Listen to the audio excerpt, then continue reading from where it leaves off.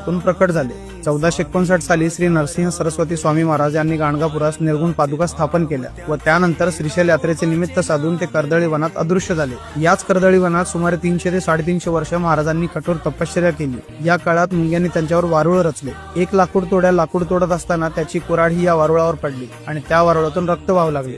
बघता क्षणी त्या वारुळातून एक अजानुबाहू तेजस्वी मूर्ती प्रकट झाली आणि तेच होते अक्कलकोटचे श्री स्वामी समर्थ महाराज। त्याच दिवसाला आपण प्रकट दिन म्हणून साजरा करतो। नंतर काशी, प्रयाग असे भ्रमण करत ते उत्तरेकडून दक्षिणेत आले। 1856 मध्ये स्वामी समर्थ महाराजांनी अक्कलकोटमध्ये प्रवेश केला आणि सगळ्यात आधी ते याच खंडोबा मंदिरमध्ये थांबले होते। स्वामींनी 22 वर्ष अक्कलकोटमध्ये वास्तव्य केले आणि अक्कलकोट हे तीर्थक्षेत्र झाले। अक्कलकोट ही एक अशी जागा आहे जिथे स्वामींनी आपली साधना केली, भक्तांना आशीर्वाद दिले आणि भिवू नकोस, मी तुझ्या पाठीशी आहे असा विश्वास दिला।